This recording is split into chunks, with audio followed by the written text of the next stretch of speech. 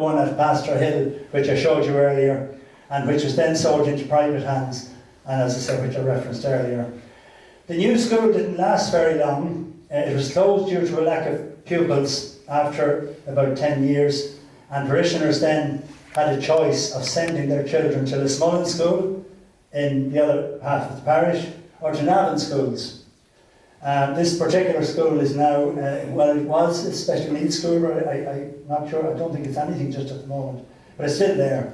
But I know from my own point of view, I went in there in 1961 and it was a brand new school, had the big water tower, it was a typical architect's design for hundreds of schools all over the place. And I think within about 10 years, there's nobody going there, which is very strange. As we move back to the intersection, there's a fine black stone building which is reputed to be built on a quarry. This building was once the local shop owned by a man called Paddy Lynch, no relation, who introduced each conversation with the phrase, "It's a juicy day," hence earning himself the sobriquet of the Juicy Lynch.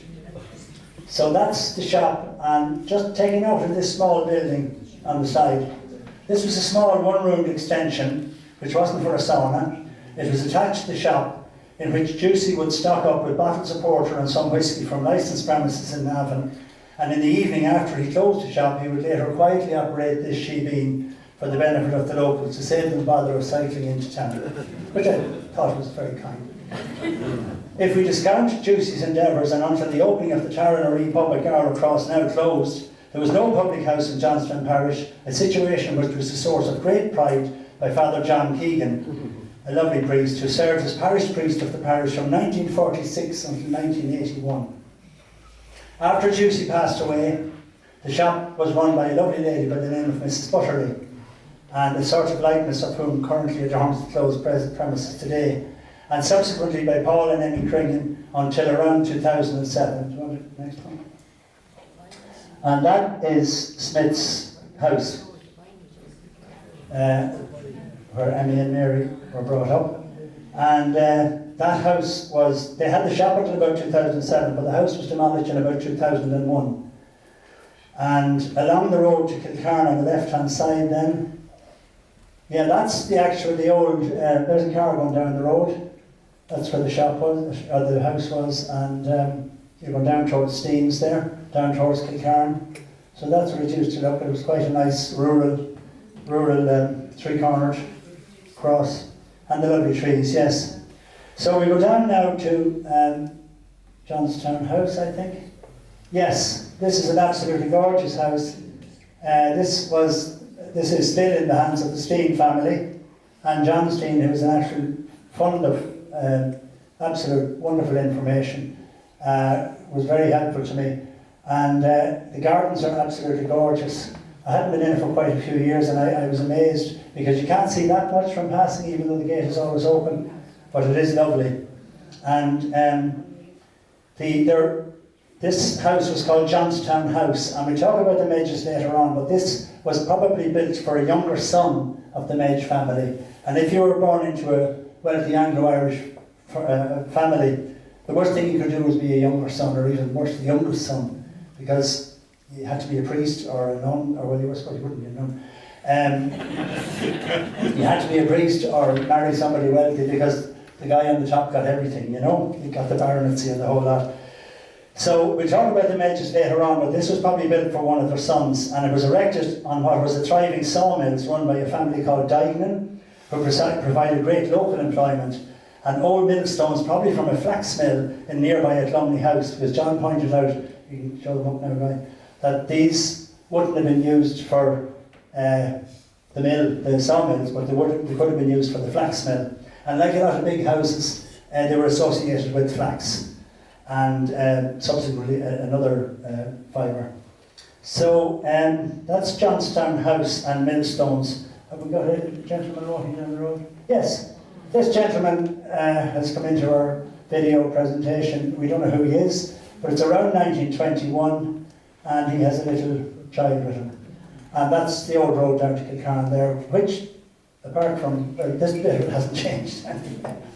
So as we continue further down the road, passing rows of majestic trees, as you can see, they were there then too, on our left-hand side. And beech trees generally have a lifespan of maybe 180 to 243 years. So like where I live over in Drogheda, a lot of them are on the way out now, which is very sad. So we passed the lodge of Kilcarn Park and its shut fist gate back. So this is a wonderful piece of wrought iron work. There's one on either side. And my aunt says that it's so called because of the snivels in the form of a shut fist. I looked up the word snivels. I don't know what it means still, but Auntie Katty knew what it meant anyway. And more about Kilcarn Park, because that's the back gate to Kilcarn Park, which is now a housing estate, but originally which was the home of the Till family and then the Carolan family, and subsequently Dennis Carolan, and now a lot of people. But the lodge, I think, have I got the lodge? I don't know whether. No, they're coming down now. So as you continue, you can go back and go on to the next one. As you continue to approach the Boyne after a short distance, before Kilcarn Bridge, and we're coming down, the river is down here, that is the old entrance to, yes, McIntyre's indeed, or as we would like to call it, at Lumley House. And it's an imposing residence and played a very big part in the commercial life since it was built, and more or less still does. It came with a large working and adjoining working farm, and if you can remember on the left-hand side of my rectangle, a big chunk of that, for the want of a better word, going right over to the Casey's Cross and down to Sion, that was all Medges, 400 or 500 acres at the time. It's now different farmers, and of course all the building are there as well. So we want to the next one. Nowadays the entrance is slightly different. It's occupied with the good old Department of Agriculture and other offices and a driving test centre. So Lumley House was once the home of the Medge family, M-E-T-G-E, who, as Reformed Protestants, had fled to Ireland from religious persecution in Brittany, in France, in 1699, following the revocation of the Edict of Nantes. Peter Della Medji, M-E-T-G-E, was the first of the family to settle in at Lumley, where he built this very significant two-storey over basement house beside the Boyne in the early 1700s. And we'll have an old picture of it, Lumley. And there's the house in its grandeur. And it's a savage house. 4 huge reception rooms on the bottom, I think 7 or 8 on top, a wine cellar in the basement. And it boasted a sawmill powered by water turbines, and on the old 1911 map, which Anthony Farrell, the former owner of the house, kindly gave me, you can see water courses, and it's called water propulsion on the 1911 map, which means that the water powered the turbines to run the sawmill. So very, very advanced. A small bridge once connected it to Johnstown House, to Steen's house, so obviously because that was their own house, over a little stream. Local lore has it that Eamon de Valera visited a ploughing match there in 1941. I'm not sure how he got on, but anyway. The family were also associated with tobacco growing. About 80 acres of the ground included the Boyne, rough ground and trees, and as somebody once said about the property, half a farm and a river. The cost of running a large house with maybe 20 indoor and outdoor staff. The family now called Medge, they dropped the double E, intermarried with many other prominent families, including the Lamberts at Bow Park, where the late Henry Charles was living. And the Medges soon attained very significant prominence in the following centuries as parliamentarians and judges, and the family became deeply involved in the commercial life of Navan, including the construction of the Boyne Canal. So they were big people. So after a while, though, the cost of running a large house with maybe 20 indoor and outdoor staff became a problem for the family in the early 20th century, and renting out their properties became an attractive option. In the early days of the 20th century, the house was rented to a Mr. Collier, an American millionaire who owned Collier's Weekly, a famous New York magazine. On one occasion, Mr. Collier entertained the Duc d'Orléans, the pretender to the French throne, as a house guest, and the Duke, when attending Mass in Johnstown, caused amazement to the locals when he put a gold sovereign in the collection box. I wonder was it taken out soon after. And Anthony pointed out to me today that there could be a possibility that there's a connection between Patty Hearst and the Randolph Hearsts and the Collier's Weekly. But I haven't checked with 3 other sources yet, so I can't say whether it's true or false. But if Anthony said it, I'm sure it's true. So now we go on to Sion House. And I had a bit of difficulties about Sion House because I was trying to figure out when did the nuns who came later give it Sion, because it's the sort of thing nuns would give to a house. But in fact, no, it was built as Sion House. And the booklet refers to the construction of Sion House as a dower house by the Medge family, about 600 metres away from Delany House. So it's just on the road from Johnstown up to past the church and up to Casey's Cross. It's just on the left. Sion, well, it's still there. It's a listed building, and they built it on their estate in the late 1800s, and was initially occupied by a Peter Medge, and states that when not needed as a dower house again, it was leased to various families, including for a long period of time the Dunville family. The name appears on the 1911 Ordnance Survey map and probably derives from a house of the same name in London and possibly spelled with a Y. It doesn't start with a Y, I mean the I is instead of the Y. Other sources record the construction of Sion House by the Dunville family in 1876, which my aunt would disagree with. Either way, the Dunvilles from Northern Ireland became very prominent as masters of hounds with the Meath hunt around Navan, and they used the hound as a hunting lodge where, in the early 1800s, they kept up a lavish lifestyle with a large house and yard staff in true hunting, shooting and fishing style for many, many years, until the outbreak of World War I, when they went back to Belfast and off to war. Dunville's headman, Mr. Purcell, and Noel Foley will like this, and Ray Warner. Dunville's headman, Mr. Purcell, was reputedly so well regarded for his animal health skills that whenever a local farmer needed attention for their animals, they sent for him rather than the veterinary surgeon. Proper order. The last member of this very prominent Medge family was a Major Robert Henry Medge, who had fought in the Boer War and was a survivor of the siege of Ladysmith, so he'd seen it all, in South Africa. He was noted for his fly fishing along the Boyne in khaki shorts, regardless of the weather. Following his death, this large block of land that we looked at earlier on was purchased over time by a number of landowners, following a succession of land acts, when lands, dissipated from the Anglo-Irish aristocracy into local land, turned out to be local landlords after another century, but anyway. The Medge family are remembered by Medge's Lane in Navan, Medge's Road, and Medge's Road in their new conurbation at Delany. And the Dunvilles, are recalled by similar names close to Sion House.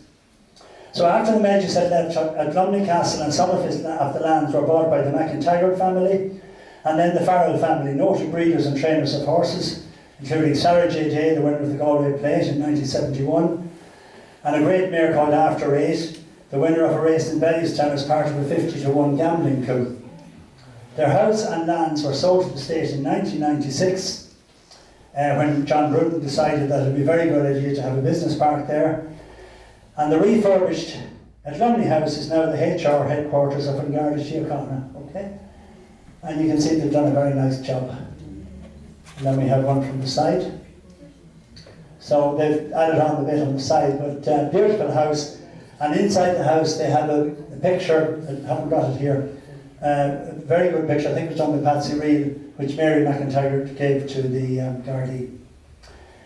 The lands have been developed into an extensive and attractive business park, and also includes the aforementioned Govinda House, which was built as an office for Quinn Insurance, initially, and then bought for 4 million, and then extensively refurbished for 10 million, as the headquarters of Meath County Council.